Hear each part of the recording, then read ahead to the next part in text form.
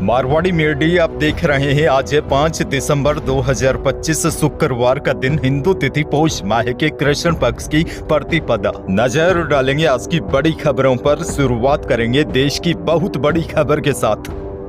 बड़ी खबर, आज भारत पर पूरी दुनिया की नजर बनी हुई है क्योंकि रूसी राष्ट्रपति व्लादिमीर पुतिन भारत पहुंच गए हैं। पीएम मोदी ने एयरपोर्ट पर उन्हें रिसीव किया। दोनों नेताओं ने एक दूसरे को गले लगाया। मोदी और पुतिन एक ही गाड़ी में बैठकर एयरपोर्ट से रवाना हुए। बड़ी जानकारी आपको दे दूं, रूस यूक्रेन जंग शुरू होने के बाद पुतिन का यह पहला भारत दौरा है। पीएम मोदी बीती रात उनके सम्मान में एक प्राइवेट डिनर की मेजबानी भी की। पुतिन करीब 30 घंटे तक भारत में रहेंगे। आज सुबह 9 बजे राष्ट्रपति भवन में पुतिन को गार्ड ऑफ ऑनर दिया जाएगा। 10 बजे पुतिन राजघाट जाकर महात्मा गांधी को श्रद्धांजलि देंगे और उसके बाद 11 बजे पुतिन हैदराबाद हाउस में 23वीं भारत रूस समिट में शामिल होंगे।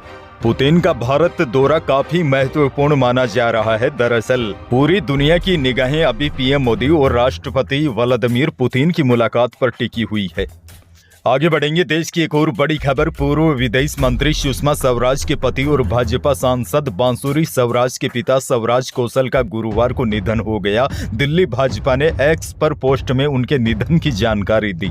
आपको बता दूं, स्वराज कौशल देश के इतिहास में सबसे कम उम्र में राज्यपाल बनने वाले शख्स थे। 1990 में उन्हें मिजोरम का राज्यपाल बनाया गया। उस वक्त उनकी उम्र महज 37 साल थी। बहरहाल आगे बढ़ना होगा। राजस्थान से बहुत बड़ी खबर, केंद्र की तर्ज पर अब राजस्थान में भी जन विश्वास कानून लागू होगा। इसके लिए प्रदेश के कई विभागों की कानूनी धाराओं में संशोधन वाले राजस्थान जन विश्वास अध्यादेश 2025 के प्रारूप को कैबिनेट की मंजूरी मिल गई है। इसके तहत कई कानून ऐसे हैं जिनमें मामूली क्राइम पर भी बड़ी सजा मिलती थी। ऐसे मामलों में अब केवल पेनल्टी लगाई जाएगी। देखिए, पहले जुर्माना भरने के लिए कानूनी तरीके से कोर्ट कचहरी के चक्कर काटने पड़ते थे। अब संबंधित विभाग के कार्यपालक अधिकारी को पेनल्टी वसूलने का अधिकार मिलेगा। अच्छा, बड़ी खबर ये भी देखिए, अगर कोई ड्राइवर पहली बार गलती करता है तो जुर्माना नहीं होगा। राजस्थान में जन विश्वास बिल 2025 में मोटर वाहन कानून के 20 प्रावधानों में बदलाव हो सकते हैं। देखिए, अभी मोटर व्हीकल एक्ट की धारा 192A के तहत 6 महीने की जेल और 10,000 रुपए का जुर्माना लगता है। संशोधन के बाद 6 महीने की जेल की सजा तो होगी, लेकिन जुर्माना नहीं देना होगा। बड़ी खबर यह है, भजनलाल सरकार की कैबिनेट बैठक में किशनगढ़ एयरपोर्ट को लेकर बड़ा फैसला हुआ है। जयपुर के अल्टरनेट किशनगढ़ बनेगा, यानी कि किशनगढ़ एयरपोर्ट जयपुर का विकल्प बने। इसके लिए उसका विस्तार होगा, जिसका अनुमोदन हुआ। जमीन एक्वायर की जाएगी, अतिरिक्त भूमि आवंटन होगा। 15 एकड़ भूमि मुफ्त अथॉरिटी को देंगे। जयपुर में किसी भी हवाई जहाज को उतारने में परेशानी हो रही है तो उसे किशनगढ़ में उतारा जा सकेगा। किशनगढ़ उद्योग की दृष्टि से भी महत्वपूर्ण है, इसीलिए 15 बीघा भूमि निःशुल्क किशनगढ़ एयरपोर्ट को मिलेगी।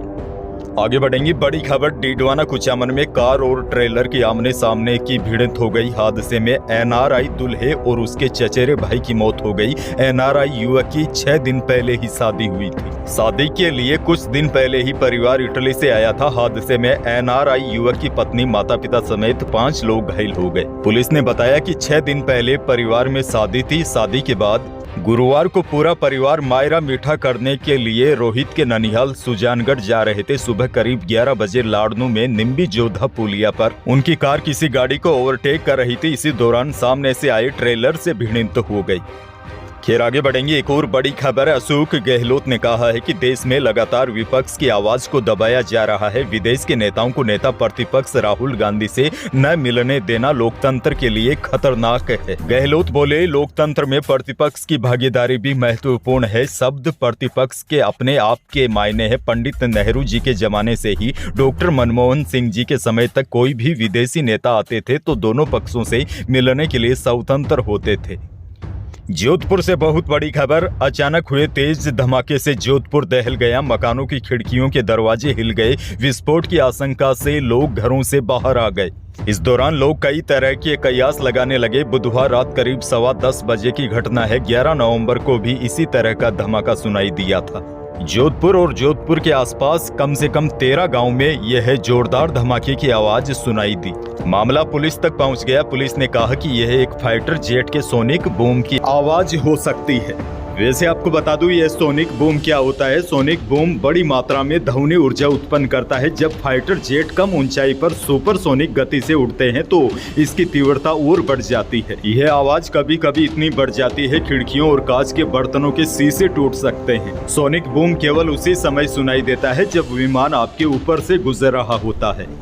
खैर आगे बढ़ेंगे, आपके लिए बड़ी और काम की खबर। राजस्थान के पेंशनर्स और पारिवारिक पेंशनर्स के लिए राहत भरी खबर है। राज्य सरकार ने इस वर्ष जीवन प्रमाण पत्र जमा करवाने की अंतिम तिथि 20 दिसंबर कर दी है। दरअसल आपको बता दूं, राजस्थान सिविल सेवा पेंशन नियमों के अनुसार पेंशनर्स को हर साल नवंबर महीने में जीवन प्रमाण पत्र जमा करवाना जरूरी होता है ताकि पेंशन निर्बाध रूप से जारी रह सके। ऐसे में पेंशन विभाग ने अपील की है कि पेंशनर्स देरी न करें और 20 दिसंबर से पहले अपना जीवन प्रमाण पत्र अवश्य प्रस्तुत कर दे ताकि पेंशन में कोई बाधा न आए। एक और बड़ी और काम की खबर, राजस्थान सरकार ने जमीन रजिस्ट्री के नियमों में बड़ा बदलाव किया है जिसमें सोसाइटी पट्टों पर आधारित भूखंडों की रजिस्ट्री अब 90A स्वीकृति के बिना नहीं होगी। अब देखिए, इस फैसले से उन हजारों भूखंडों की रजिस्ट्री अटक गई है जिनका रूपांतरण लंबित है, जिससे जमीन खरीदने वालों को बड़ा झटका लगा है। वैसे आपको बता दूं, 90A राजस्थान भूमि राजस्व अधिनियम का वह प्रावधान है जो बताता है कि भूमि के उपयोग परिवर्तन के लिए सरकार की औपचारिक अनुमति अनिवार्य है। यही आदेश कानूनी रूप से प्रमाणित करता है कि भूखंड आवासीय उपयोग के लिए मान्य है या नहीं। इस आदेश के बाद ही कॉलोनी निर्माण पट्टा जारी करना, म्यूटेशन और अंत में रजिस्ट्री आगे बढ़ सकती है। वैसे आपको बता दूं, इस फैसले का सबसे ज्यादा असर उन लोगों पर पड़ेगा जिन्होंने सोसाइटी लीज के आधार पर प्लॉट खरीदे हैं। एक और बहुत बड़ी खबर, राजस्थान सरकार खेजड़ी काटने की बढ़ती घटनाओं के बाद अब कड़ा कानून बना सकती है। बड़ी जानकारी आ रही है कि बिना मंजूरी कहीं से भी खेजड़ी काटने पर कड़ी सजा और भारी जुर्माने का प्रावधान लागू करने की सरकार तैयारी में है। बताया जा रहा है सरकारी और निजी प्रोजेक्ट्स के लिए खेजड़ी काटने की मंजूरी देने के लिए कड़ी शर्तें जोड़ी जाएगी। इसमें एक के बदले 10 गुना नई खेजड़ी लगाने के भी शर्तें लागू हो सकती है। सरकार ने उच्च स्तर पर चर्चा के बाद नए प्रावधान लागू करने की तैयारी शुरू कर दी है। इसके लिए 2 मौजूदा कानूनों में संशोधन होगा। बताया जा रहा है विधानसभा के बजट सत्र में खेजड़ी काटने पर रोक के लिए सख्त प्रावधान वाले 2 संशोधन बिल लाने की तैयारी की जा रही है।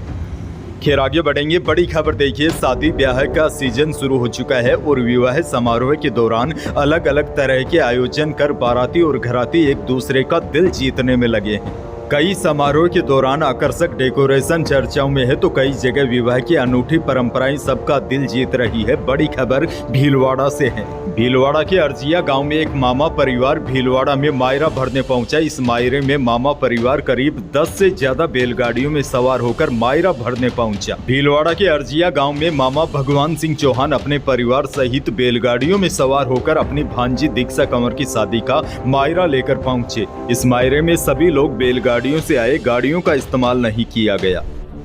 खैर शादियों की बात हो रही है तो सोने और चांदी के भाव भी आपको दे दूं। ग्लोबल वायदा बाजार की नरमी के असर से जयपुर सराफा बाजार में गुरुवार को दोनों कीमती धातुओं में रिकॉर्ड गिरावट देखी गई। गुरुवार को चांदी 3300 रुपए कम होकर 1,80,700 रुपए प्रति किलो रही। वहीं शुद्ध सोना भी 1,000 रुपए सस्ता होकर 1,31,000 रुपए प्रति 10 ग्राम रहा और जेवराती सोना भी 900 रुपए टूटकर 1,22,500 रुपए प्रति 10 ग्राम रहा। अब देखिए, भले ही सोने और चांदी के भाव में उतार चढ़ाव का दौर जारी है लेकिन अनाज मंडियों के भाव में कोई विशेष परिवर्तन नहीं है। बीकानेर की मंडी में मूंगफली सिकाई का भाव अधिकतम रहा 6,700 रुपए, गेहूं का भाव रहा अधिकतम 2,850 रुपए, गवार बिका अधिकतम 4,600 रुपए, मोट का भाव रहा अधिकतम 5,000 रुपए और मूंग का भाव रहा बीकानेर की मंडी में अधिकतम 7,050 रुपए। मौसम को लेकर भी बड़ी खबर आपको दे दूं। राजस्थान में कोहरे और शीतलहर का असर शुरू हो गया है। मौसम विभाग ने कई जिलों में शीतलहर और कोहरे का येलो अलर्ट भी जारी किया है। वैसे आपको बता दूं, मौसम केंद्र के अनुसार बीते 24 घंटों में सबसे कम न्यूनतम तापमान सीकर के फतेहपुर और बीकानेर के लूणकरणसर में रहा, यानी कि यहाँ सबसे ज्यादा सर्दी रही। अब देखिए, मौसम विभाग के ताजा अपडेट के अनुसार अगले 2 दिन मौसम विभाग ने 5 और 6 दिसंबर को झुंझुनू, चूरू, सीकर जिलों में कोल्ड वेव यानी कि शीतलहर का येलो अलर्ट जारी किया है। और प्रदेश के शेष जिलों के तापमान में कोई विशेष उतार चढ़ाव नहीं होगा। तो यही थी प्रदेश और देश की आज की कुछ बड़ी और महत्वपूर्ण खबरें। वीडियो को लाइक करना बिल्कुल न भूलिए और चैनल पर नए हैं तो सब्सक्राइब जरूर कीजिए ताकि आप अपडेट रहे बड़ी और काम की खबरों से। धन्यवाद।